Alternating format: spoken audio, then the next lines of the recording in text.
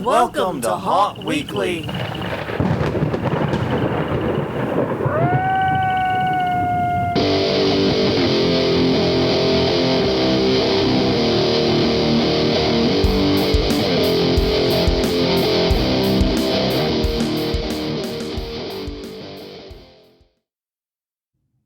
Hello, everyone. I'm Jonathan. I'm Crystal. And this is Haunt Weekly, a weekly podcast on the attraction entertainment community. Whether you're an actor, owner, or just plain aficionado, we aim to be a podcast for you. And we return to you this week due to a YouTube auto-suggestion. That's unusual. Yes, it is, because those usually are pretty naff. Yeah. I've got to admit, but our AI overlords had the stars align and suggested a video to me that I absolutely am glad I checked out and watched and am actually excited to talk to other people about. Mm-hmm. So that's what we're going to do this week. It's all about a YouTube video. Okay, now everyone that's left, if you are going to bail on us, I understand. But please take a moment and check out all the other places we are. We're HauntWeekly.com, HauntWeekly on Twitter, HauntWeekly on Facebook, and YouTube.com/HauntWeekly. You can also find us wherever you get your podcasts from. All right. Apparently, almost every week, we do a question of the week at the top of the episode. Mm-hmm. And we did mention in the episode itself. Last week's question of the week was, what is your ritual before haunting? Mm-hmm. And then I completely forgot to post it on social media, and therefore we didn't get any conversation about it. Yes. So we're repeating it. Yeah. Mostly because we can't think of a really good question for like everybody to partake in.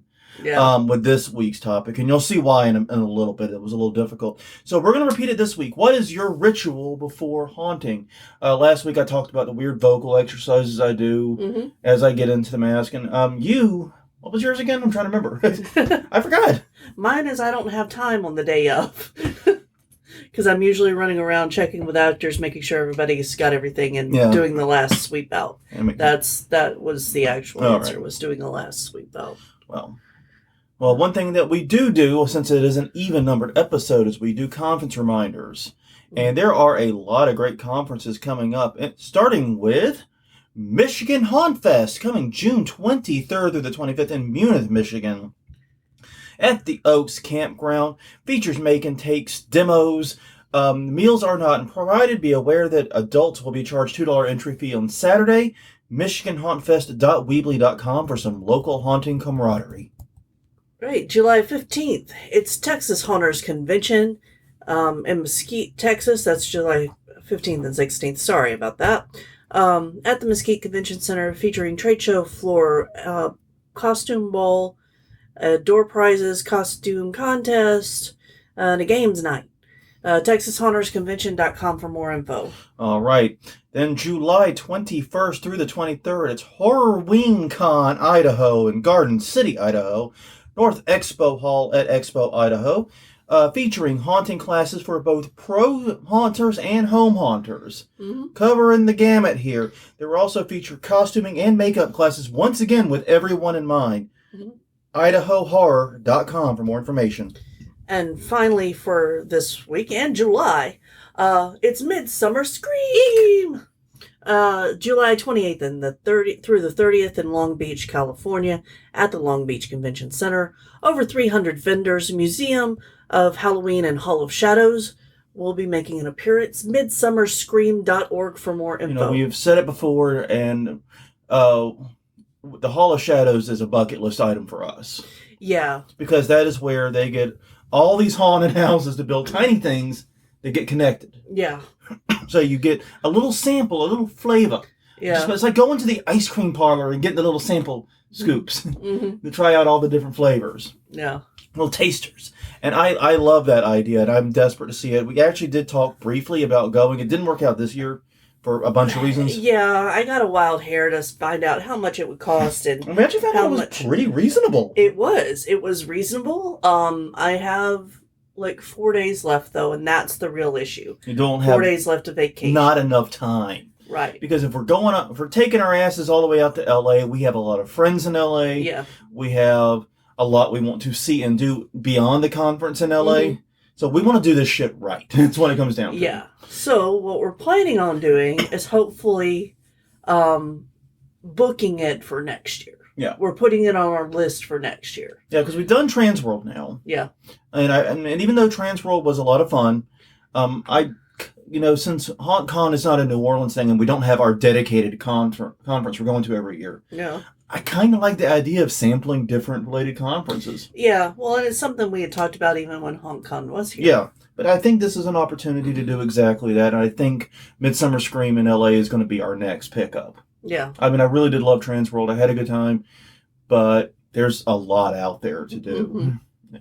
Whole nation's worth of conferences to sample. We have a whole reminders list full of them. Yeah, no kidding. And now that conferences are going again, seemingly full force, we can do that. Mm-hmm. I think that's a great thing. All right, so this brings us into the topic, which is a weird one for us, but hear us out until the end. There's a reason why Haunt Weekly is talking about this. Yeah. But basically, it started with a video. And like I said, an automatic recommendation. I had not seen anything by this YouTuber by the name of Mrs. Eat, MRS space EATS. Mm-hmm. That's the only name I'm able to find. And whenever it's put together as like a one-word name, I always read it as Mr. Seats. Yeah, but it's Miss Eats. It's Mrs. Eats. She's married to Mr. Eats. Apparently. I mean, yes. Congratulations to Mr. and Mrs. Eats. Yeah. But yes, she is a Japanese YouTuber who did a video discussing the limited but very powerful history of Halloween in Japan. Right. And in fact, it's such a limited history, we, as in Crystal and I, were alive when this history began. Yeah, exactly.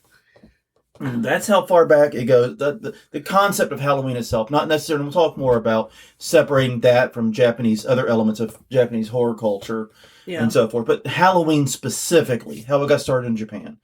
And basically, she talks about how it was kind of introduced to Japan by force. Yeah, this was not a choice that the Japanese people wanted. This wasn't the Japanese people looking at what was going on in the United States and going, we should bring that over here. No. Not at all. And the holiday was initially hated. I mean, really, really hated. And with good reason. With valid reason. And they've started to turn things around. I think you were right when we were talking before we sat down, and that there still is a lot of pushback against Halloween. Right. But it's no longer attracting the protests and the outright vitriol it got. That we'll get into. We'll get into, yeah. You can see the boat turning slowly. Yeah.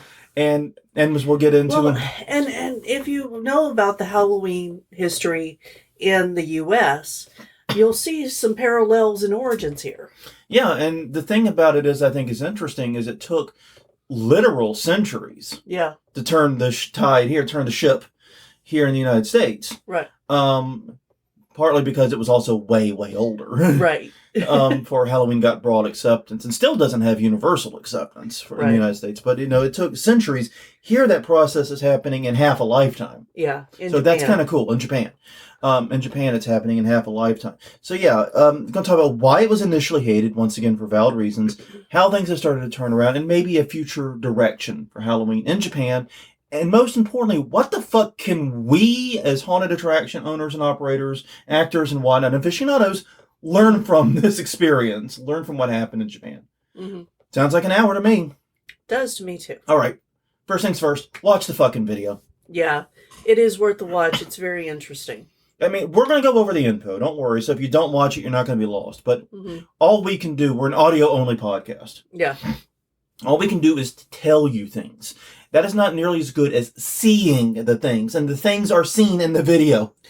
Well, okay. Some. Except for, those who can't see it, they can at least hear the raucousness. Yeah, we don't bring in audio clips either. Yeah, I mean, but no, it's important to be able to actually experience these things as best you can. Mm-hmm. That's a good point. And you can't do that through us. We can give you facts and information, and we will. But the video itself is worth. It's only 17 minutes. And so, we're limited in how we can cover it. Mrs. Eats did a great job splicing in actual video and actual audio from the era where things were going on. And it gives you a much better idea than we can impress upon you as to what happened and why people felt as strongly as they did. Yeah. It becomes very fucking clear when you check out the video. So anyways, Picture it. 1980s. Japan. Mm-hmm. Tokyo in particular.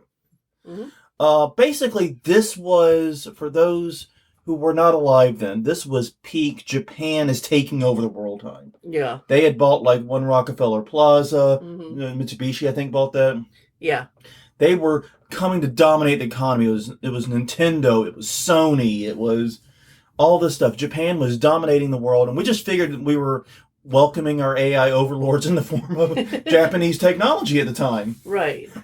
I remember this being a big deal when I was a kid, and people really genuinely worrying about this. Yeah, and one thing that's barely touched on in the video is that, while Japan's rise in technology was soaring, Mm-hmm. the U.S.'s reputation in it was declining. Yeah, especially in automobiles. Yeah.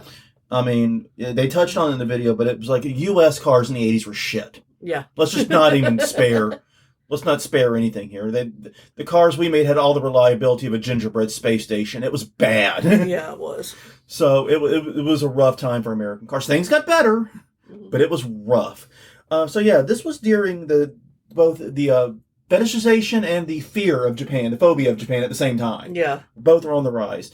And many young Americans, by young, we're talking about college age or fresh college graduate age, or 20s Right. and 30s. Yeah.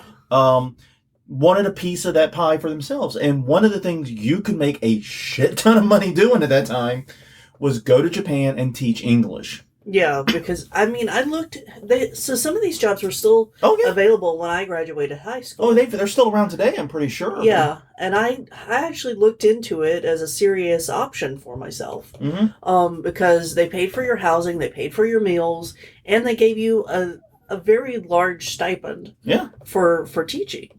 And all you had to do was be a native-born English speaker. Yeah.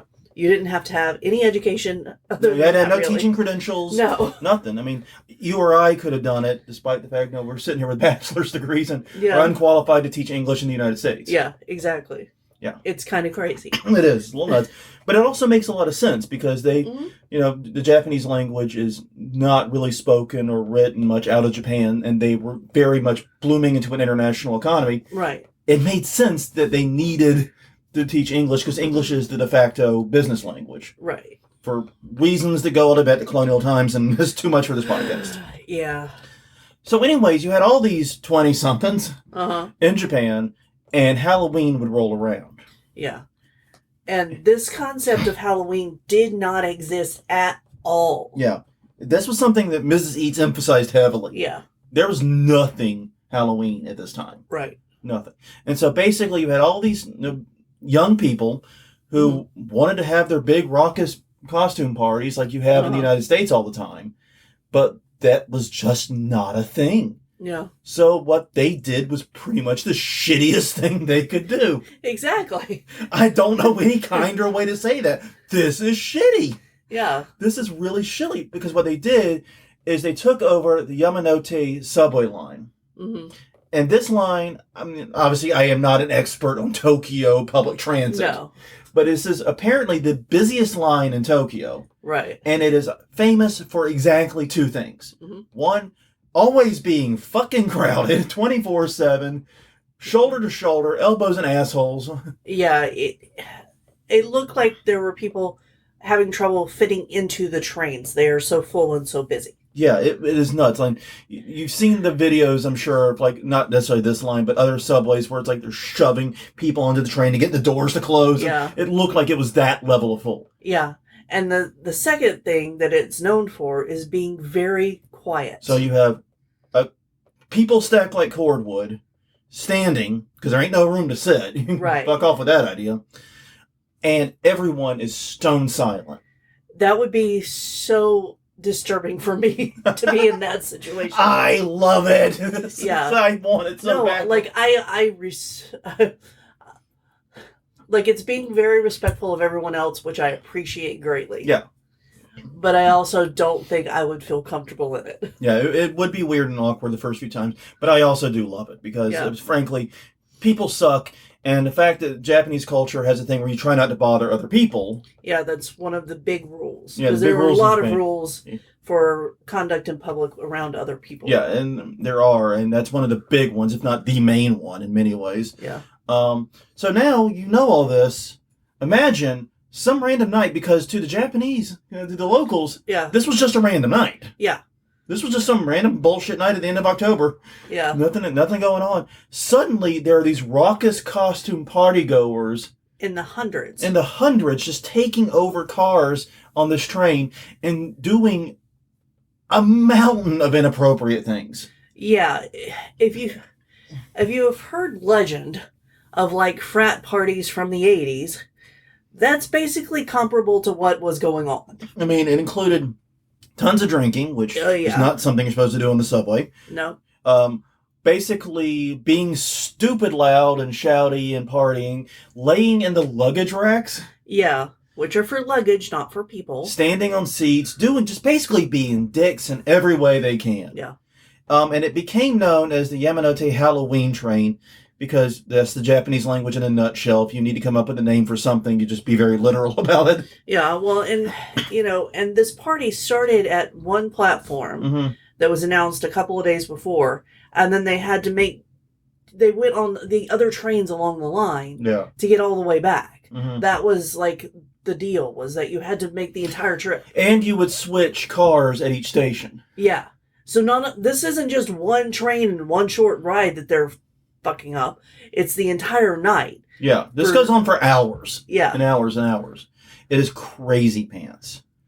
And yeah, this led to what can be politely described as some tension. And I think that is the politest way to describe that. Yeah. Because there were actual protests. Like, how shitty you have to be for the Japanese to actively protest you? Yeah.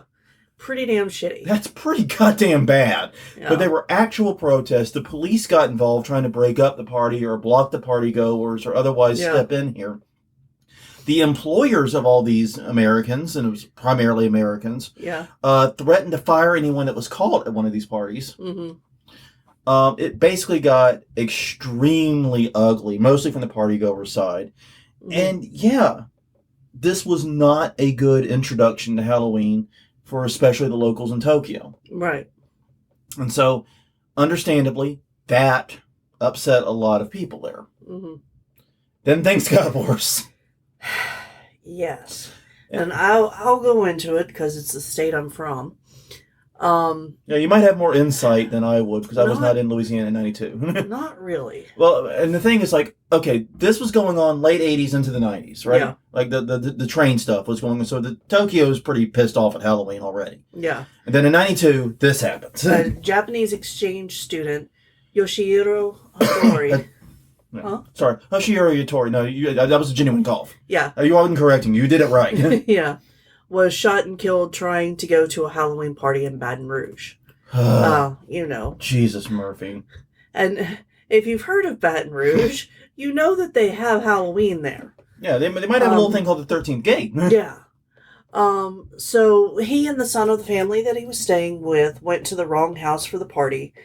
The owner of the house was really afraid and told her husband to get a gun. Yoshihiro did not understand the word freeze and was shot and killed. This created a lot of outrage in Japan and actually wound up getting the family, they called him Yoshi in the interview. Yeah. So the family of Yoshi got tons of signatures for gun law control to be changed in America. Yeah.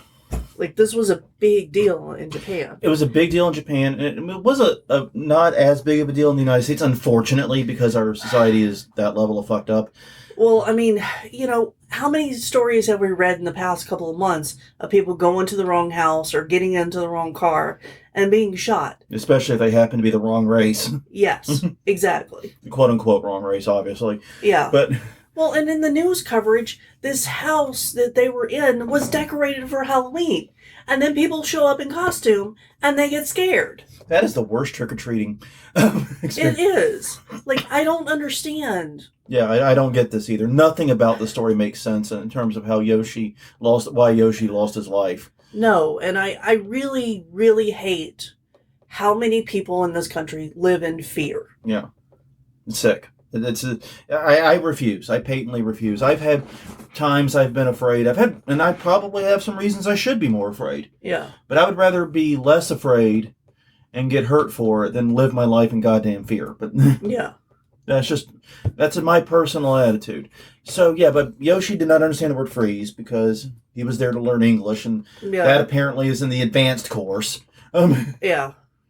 And yeah, he was shot and killed. And the thing is, this was a big deal. This was something of a big deal here, but it was a much bigger deal in Japan. Yeah. And for much of the country, especially people outside of Tokyo, right, this was the first they'd fucking heard of Halloween. Uh-huh. Because, yeah, the Tokyo train shit had been going on, so the Tokyo people are pissed for understandable reasons. Mm-hmm. And now the rest of the country gets this dumped on them. Yeah. And yeah, here's the thing. It's unfair. Yeah. It's completely unfair to Halloween. Because this realistically could have been any holiday. It could have just been a random night. Yeah, could have been a random party. But it could have been like St. Patrick's Day. It could have been the 4th of July. It could have been any holiday. It just happened to be Halloween. Mm-hmm. He happened to be shot at trying to go to a Halloween party. And so, yeah, but this was the first introduction many people in Japan had to Halloween. Yeah. Do the math. I mean, that's not good. That's not a good introduction. So, yeah, this is rough. This is not fair to Halloween. I admit it, but it's also reality. Mm-hmm. So, what has changed? Well, Mrs. Eads didn't know. Right. But she had what I think is an extremely compelling theory. Yeah. Money! Namely commercialism. Basically, stores and restaurants and businesses in Japan realized that there was money to be made here. Mm.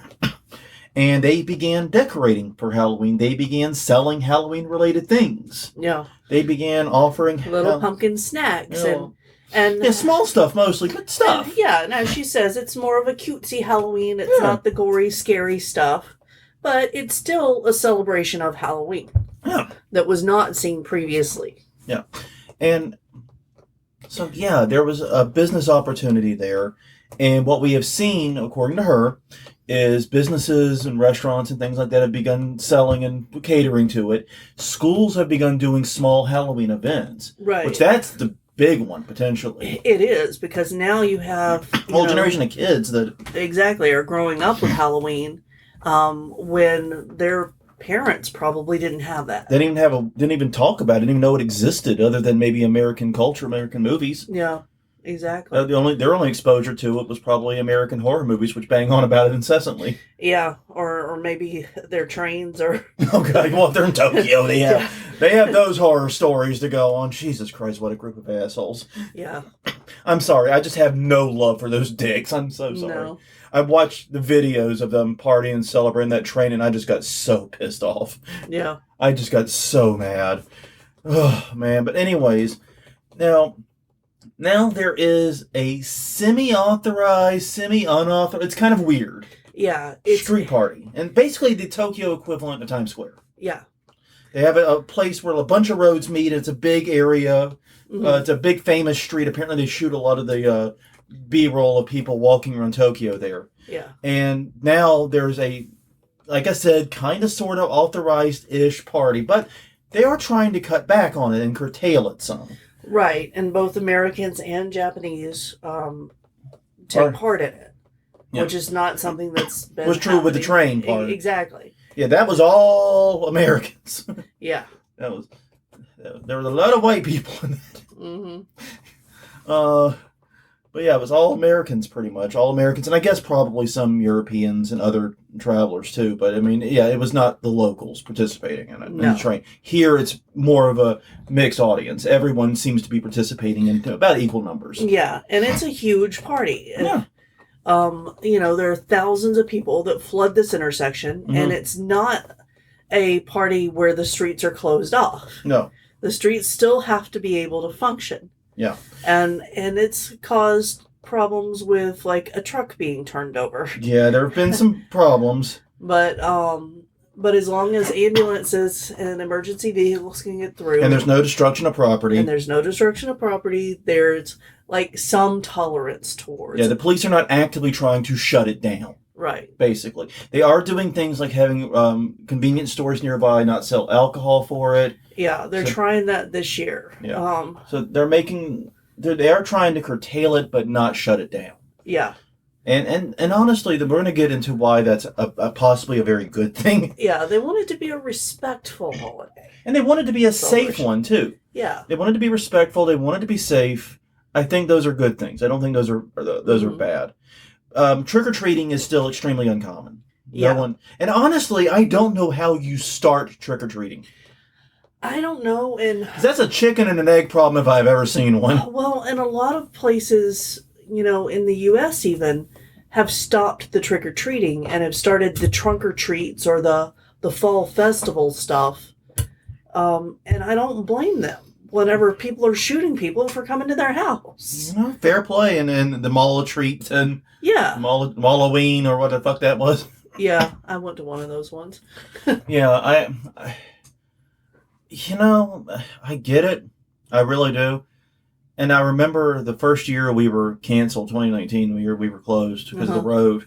Some of the neighbors tried to supplement us by having a trunk or treat not far up the road from us on Halloween night. Yeah. And we actually thanked them for it, and we actually tried to get in touch. I don't know if we were successful. Yeah, it was a group of moms that got together and said, hey, we're all coming here because we can't go to the haunted house. Yeah, the haunted house can't open. There ain't got no road. Uh-huh. We'll be here. Yeah. Such a frustrating year for us. So it really was. Yeah. But yeah, trick-or-treating is still uncommon. And also it's worth noting that haunted attractions are not tethered to Halloween at all. Right.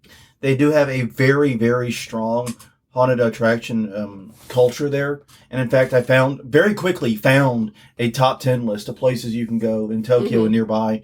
But they're year-round. Yeah. And don't expect it to necessarily be the Americanized haunted attraction. It's going to be different. It's going to be different, but it's the style of, but it's still very much the spirit of you are going to a place to walk through an event and be scared and experience fear. Exactly. But it's very different types of fear. It's less jump scares, jump startles. Yeah. And one of the other things to keep in mind is that Universal Horror has started Halloween Horror Nights there. Mm-hmm.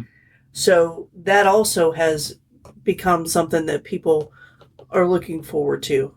And it's a place for people to go. So, yeah, we're still building up a lot of the... they're still building a lot of... They've like I said, they've had their own culture around these things for a very long time. Mm-hmm. They just have a very different... If you've ever watched Japanese horror movies, you know it's different. Yeah. You got the idea. Mm-hmm. So... that reminds me. One of the fun things is that some cabs have started doing AR, where if you point your phone at the little screen in the taxi, the girl from The Ring will come out and curse you as you take a ride. Why the fuck would I volunteer to do that? No, I mean, in all seriousness, that is cool though.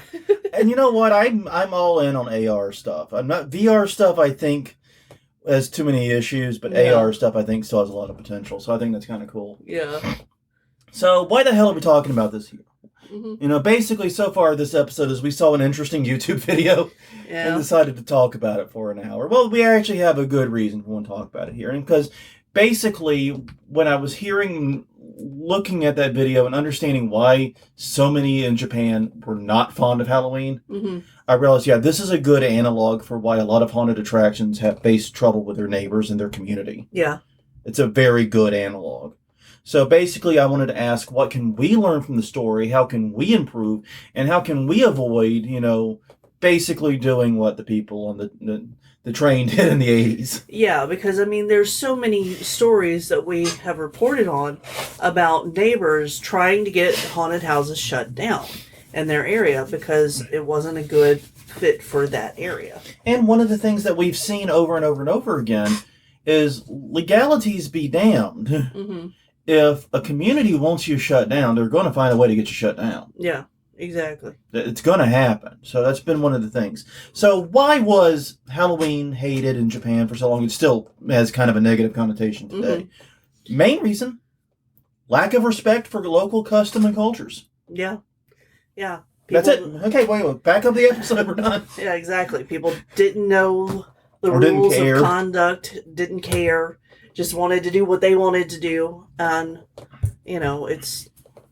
And here's the thing. We see this all the time with haunts because a haunted attraction, by design, is noisy, crowded, and a late night thing. Yeah.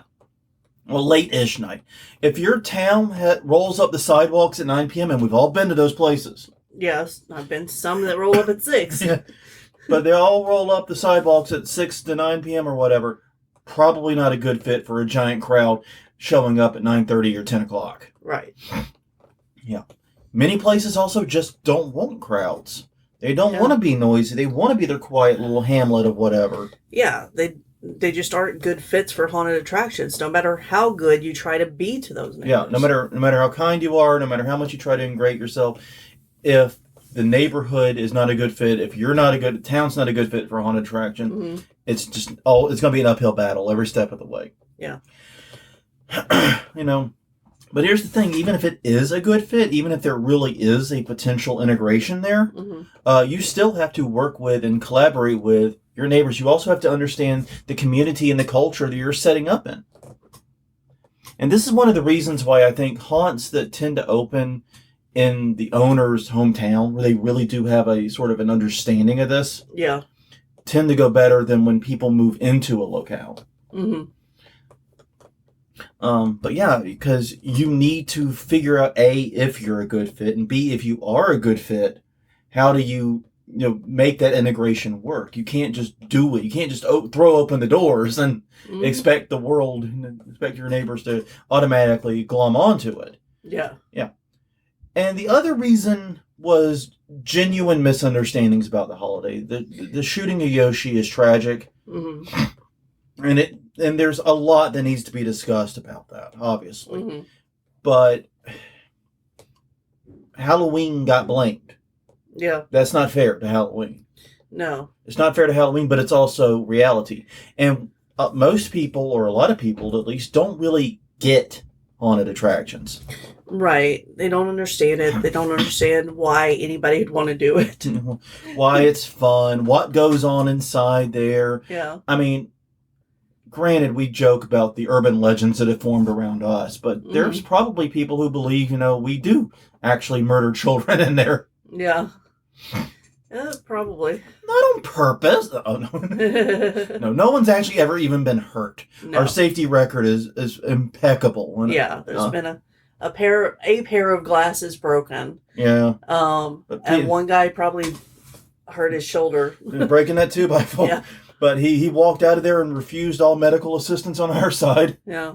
So, but yeah, we've never even busted out the first aid kit when open. No. I stand by our safety record. And the safety record, it comes from every element. It's how we design the haunt. It's how we staff the haunt. It's who we have working the haunt and how we set up and give everyone's jobs. Right. And we also do outreach to the neighbors. And if they're, the one issue that neighbors did complain to us about candy wrappers. We addressed immediately. We addressed it that morning, and then we fixed it so that it wouldn't happen again. Yeah. I mean, we have had that one scrape with the neighbors. Yeah. But we got it, and they were like, we didn't mean for you to come out and do it right now. Well, you banged on our door at 9 a.m. It was like 6 on a Sunday. Yeah. And so we came out and got it, and we didn't distribute the candy. Yeah. We weren't prepared for people to bring them out and fucking their own candy. Yeah. And then we told the neighbors that, and they're like, oh, you didn't give them that candy? No. No, they brought it themselves. They brought that here. That's not our candy. Our candy only distributed Halloween night. This was the Saturday before. Yeah. This is when they tried to move Halloween because it was going to land on a Monday. Yeah, that was horseshit. It was. So anyways, no, but we soothed it over very quickly. We got it cleaned up, and we actually tripled or quadrupled the number of trash cans that were available. Yeah. I don't remember which we did. I know we went a little trash can happy. And you know what? It hasn't been a problem since. Exactly. I've got to say, even on my post-Halloween sweep-outs, I've not had much to sweep up. No. We just put so many trash cans out there. Yeah. That basically you're an asshole if you drop anything on the ground. Mm-hmm. That's just that simple. I'm sorry. But anyways, there are genuine misunderstandings about what goes on at a haunted house. And you have to be prepared for that. So, what turned things around? I agree with Mrs. Eads. Money is probably the core thing that turned it around. It makes the world go round.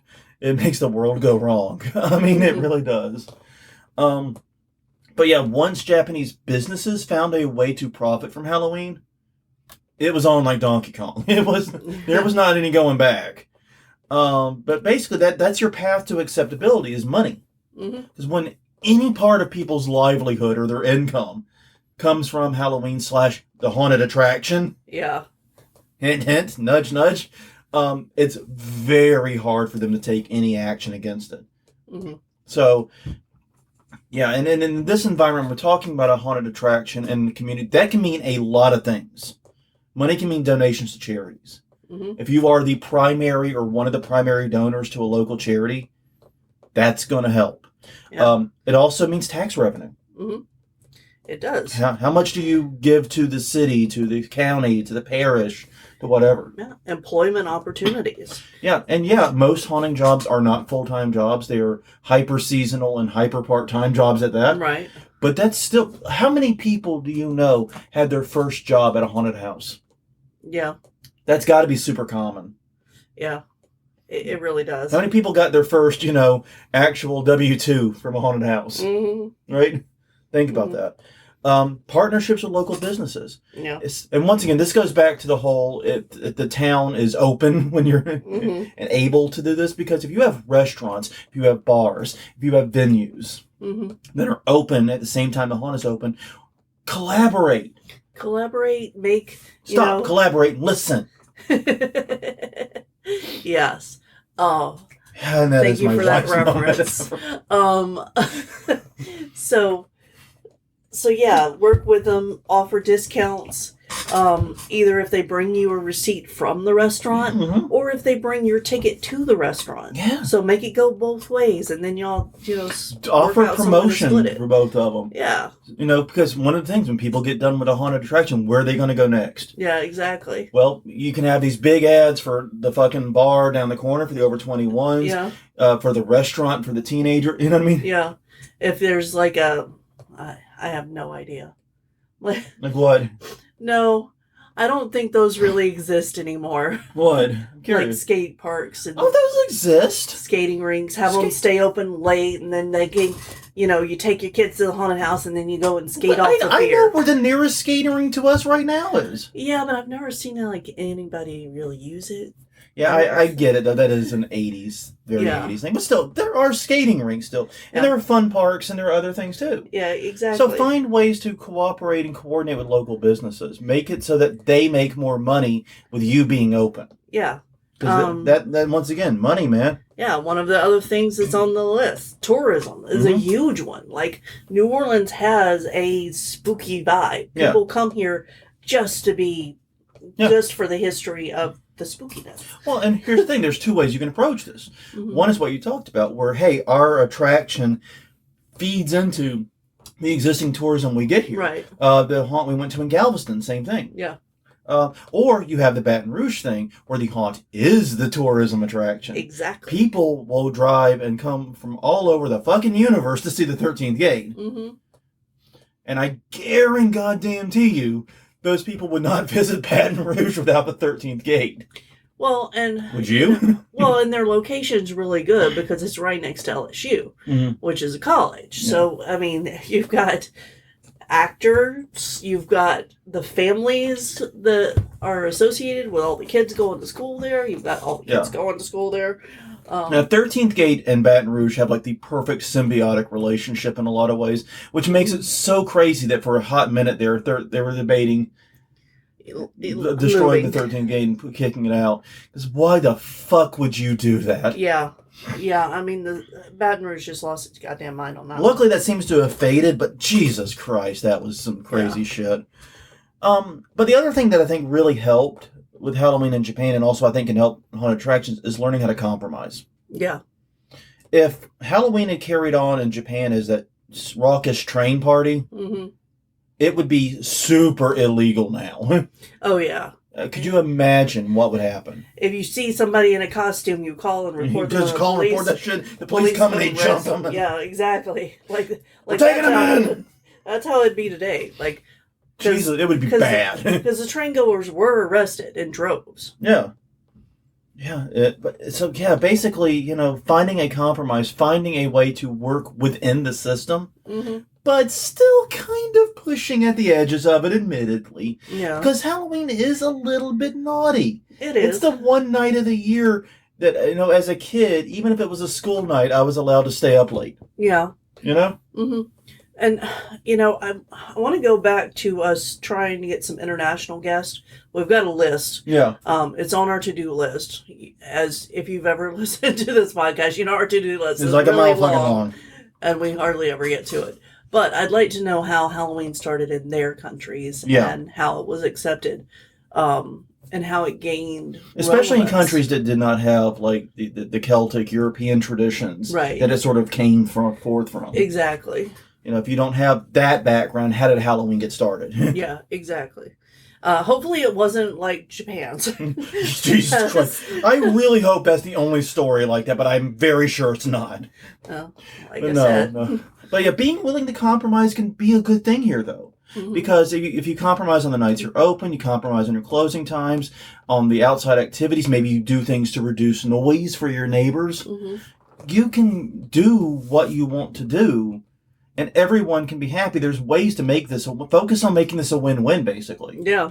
Minimize your negative impacts, accent your positive ones. That's going to take some compromise, though. Yeah. Basically keep Halloween special. Keep it a little bit naughty. You're still doing things that you don't do any other time of the year. Yeah. But make it so that, you're not also a menace to society.